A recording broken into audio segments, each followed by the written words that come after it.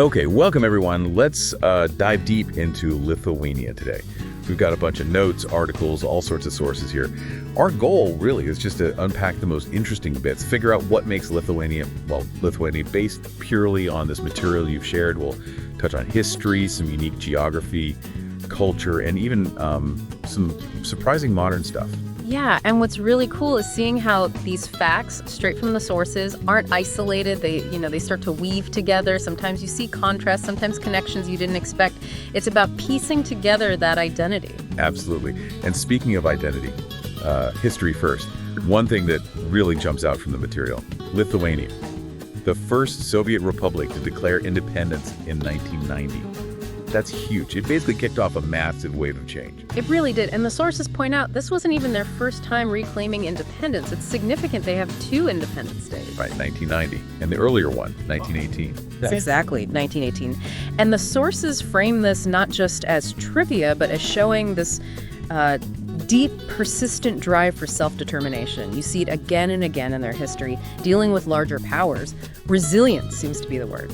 That resilience, that sense of place. Yeah. It kind of shifts how you look at their geography, too. Yeah. And here the sources have this really fascinating detail. According to the French National Geographic Institute, the actual geographical center of Europe, it's in Lithuania. Yeah, puts them quite literally at the heart of the continent, depending on how you measure center, of course. But it's a claim they hold. And speaking of their physical space, the sources talk a lot about nature. A third of the country, 33%, is forest. Wow, a third. And get this, over 3,000 lakes. 3,000, that's incredible. That density of nature must be, a core part of their identity. Seems like it. And the sources link this right to Vilnius, the capital. They highlight it's one of Europe's greenest capitals. Described as really walkable, lots of parks, riverbanks, right there in the city. So not just a concrete jungle. Right, it suggests this integration with nature, even in the capital. It's an interesting, maybe peaceful contrast to that intense history we mentioned. Okay, so let's shift from the land to the culture. The sources are super clear on this. You can't talk Lithuania without talking basketball. Oh, definitely not. It's described as way more than a sport, like a national obsession. And they're good at it too, right? The sources mentioned medals, international success. Exactly, a huge source of national pride. It's like a cultural anchor for them. And another deep cultural root the sources bring up is their language. Yeah, this one's fascinating. It's consistently flagged as one of the oldest Indo-European languages still actively spoken. The material notes its main relative is really just Latvian, part of that small Baltic language family, holding onto a language that old that says something about preserving heritage.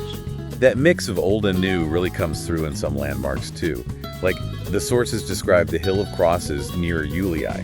Visually, it sounds stunning. Over 100,000 crosses. Mm-hmm. The material presents it as more than just a site. It's a symbol of faith, sure, but also resistance, memory, especially through tough times. The sheer scale tells a story of collective spirit. And then on a completely different note, something really unique the sources mention about Vilnius. Oh, yeah. It has its own official perfume, Vilnius scent. An official scent for a city. That's unusual. What's the thinking there, according to the sources? It seems framed as this creative way to capture the city's essence, maybe the history, the nature, that spirit we talked about in a smell. Huh. Sensory branding for a city. Definitely different. It really is. And that kind of modern creativity links to the last major theme in the sources, Lithuania's digital side. Right. The material really positions them as a digital powerhouse. Surprisingly so, perhaps. High internet speeds, strong digital public services. Yeah, and they've deliberately built this reputation as a startup-friendly place in the EU, a real tech hub. So you see this incredible parallel. They're holding on to ancient traditions, language, deep history, while also really pushing forward with cutting-edge tech and innovation. So putting it all together from these sources. Yeah. That determined independence story, being Europe's geographical center, the forests and lakes, the basketball craze, the ancient language, that powerful Hill of Crosses, the city perfume, and being a digital leader. It paints a picture of Lithuania that's really complex, diverse, dynamic. It definitely shows a nation skillfully navigating between its deep historical roots and its future ambitions. All these threads are right there in the material. It does make you think, though. How does a country, relatively small on the map, hold on to such specific history, such unique culture like the language, even a city scent, while also becoming a leader in something as modern as digital tech? what does it take to weave all that together and not just survive, but actually thrive? Exactly. It's a compelling question that sort of emerges from the sources themselves. Definitely something to ponder. Thanks for joining this deep dive today.